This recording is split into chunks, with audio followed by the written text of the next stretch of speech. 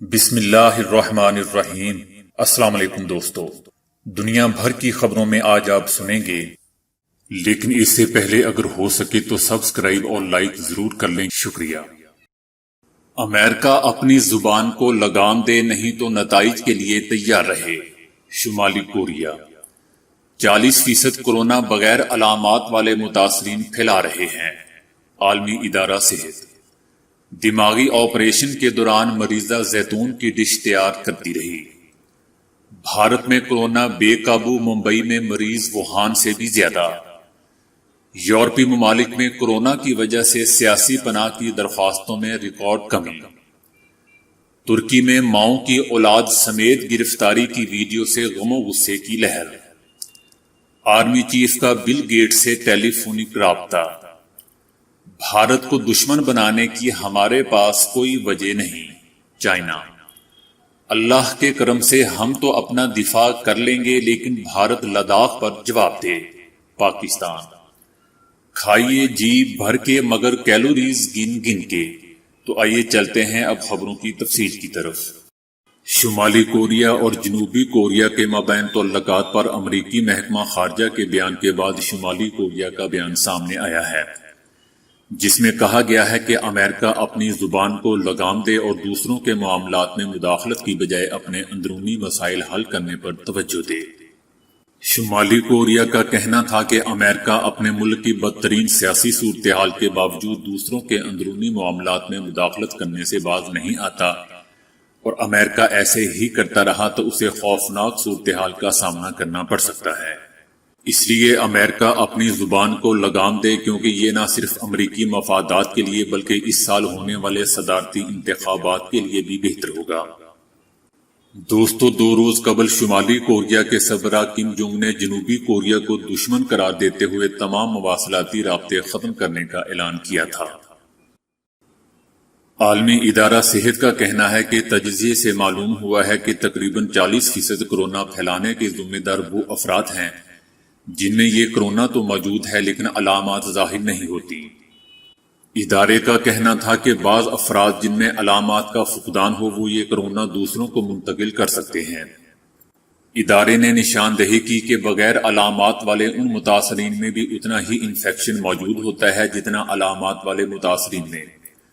انہوں نے مشورہ دیا کہ ان علاقوں میں جہاں کورونا پھیل رہا ہو اور لوگ سماجی فاصلہ نہ رکھ سکتے ہوں تو وہ چہرے پر ماسک پہنیں۔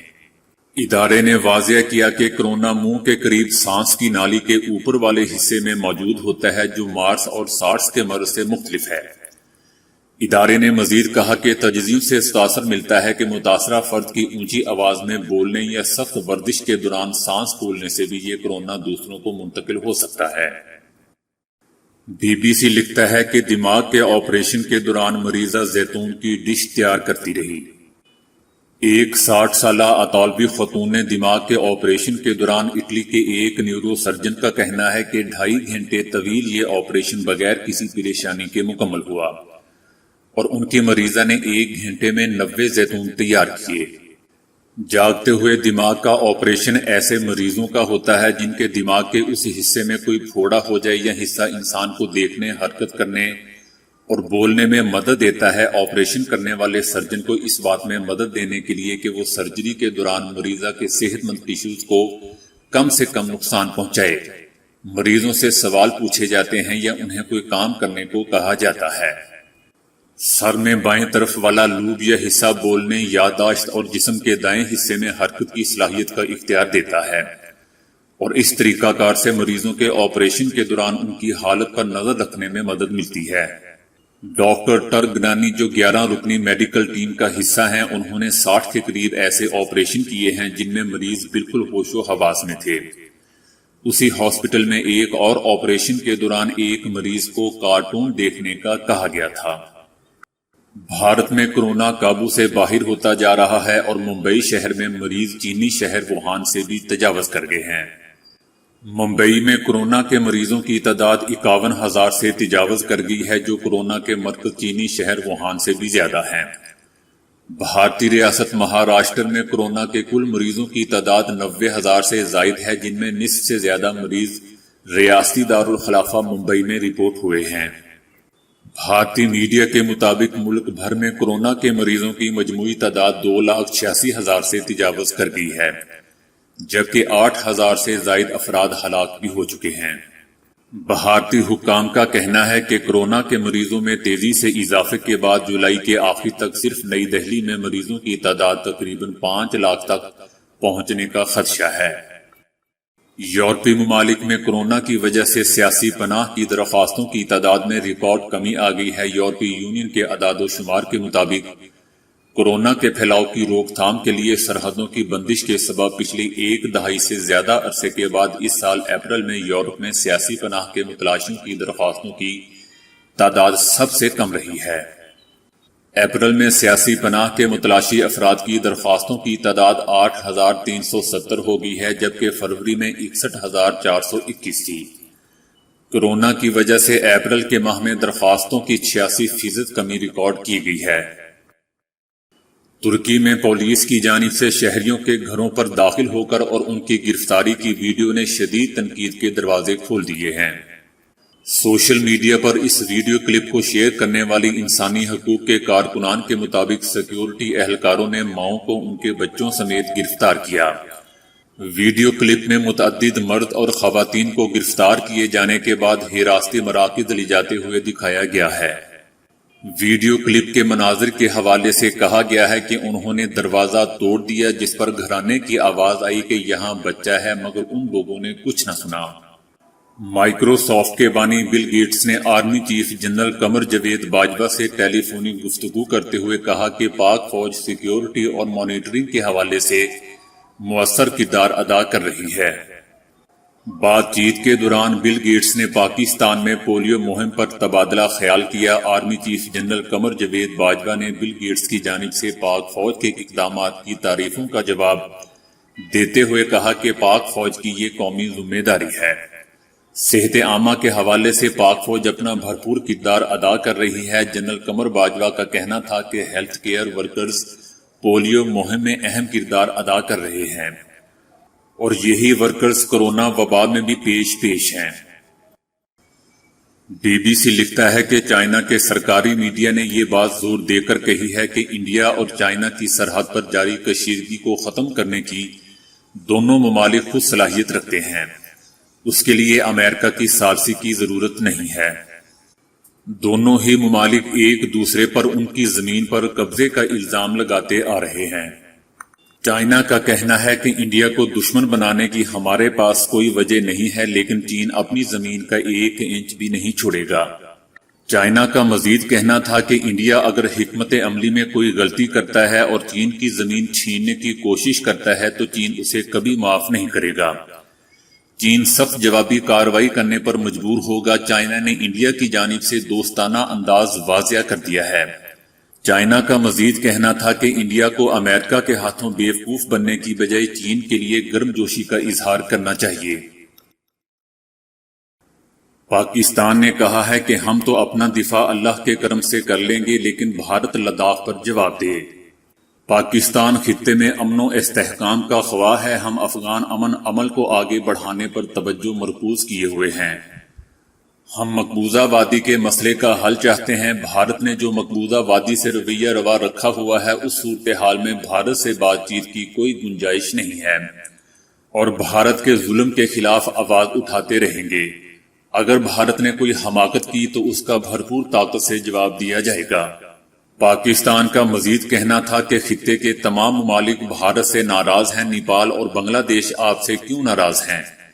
چائنا سے آپ کا مسئلہ کیا ہے؟ وزیر داخلہ اور نریندر مودی بتائیں کہ لداخ میں کیا ہو رہا ہے۔ بھارتی میڈیا اس حوالے سے کیوں خاموش ہے؟ آپ نے متنازع علاقے میں شرارت کی، اس پر رد عمل فطری تھا۔ ہم تو اپنا دفاع اللہ کے کرم سے کر لیں گے، آپ لداخ پر جواب دیں۔ آپ کا سرجیکل سٹرائیک کا روب صرف پاکستان کے لیے ہے، اب ذرا چائنا کے سامنے کھڑے ہو کر دکھائیں۔ بھارتی حکمران پاکستان کو سافٹ ٹارگٹ سمجھتے ہیں، لیکن پاکستان سافٹ ٹارگٹ نہیں ہے۔ ہندوستان معاشی طور پر بڑھ چکا ہے۔ یونیورسٹی آف شکاگو اور خود بھارتی معاشی تحقیقی مرکز کی رپورٹ بتا رہی ہیں کہ لاک ڈاؤن کی وجہ سے بھارت کا ستیہ ناش ہو چکا ہے۔ بھارت کے 84% خاندانوں کی آمدنی گر چکی ہے۔ 11 سال میں بھارت میں اتنی کم شرح نمو نہیں تھی۔ 11 سال میں بھارت میں اتنی کم شرح نمو نہیں تھی۔ بھارتی شہریوں کے لیے خوراک اور غذائی قلت کا چیلنج بہت بڑھ چکا ہے۔ بھارت مقبوضہ وادی میں تو پھنسا ہی ہوا تھا، اب لداخ میں بھی پھنس چکا ہے۔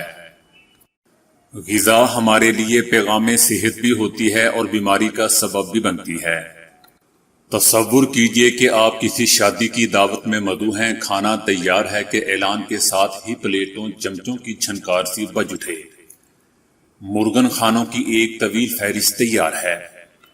اگر ہم اس وقت بھی اپنی جسمانی ضرورتوں، ذائقہ اور رجحان کو مد نظر رکھ کر اپنی پلیٹ بنائیں تو 50% تک بیماریوں سے بچے رہیں گے۔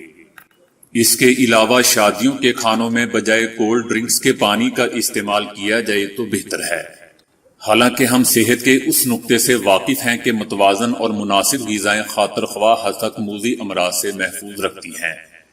متوازن اور مناسب غذائیں ایسے اجزاء پر مشتمل ہوتی ہیں جو ہمارے بدن کی بنیادی اور لازمی ضرورت ہوتی ہیں۔ پارٹیز کے کھانے میں چکنائیوں اور مٹھاس کا استعمال زیادہ مقدار میں ہوتا ہے، لہذا پلیٹ بناتے وقت چکنائی کو پرے ہٹا دیں۔ یاد رکھیں کہ یہ چربیلے ذرات جوڑوں میں جمع ہو کر درد، موٹاپا اور کمر درد کے علاوہ پیٹ بڑھنے کی شکایت پر مبتلا کر سکتے ہیں۔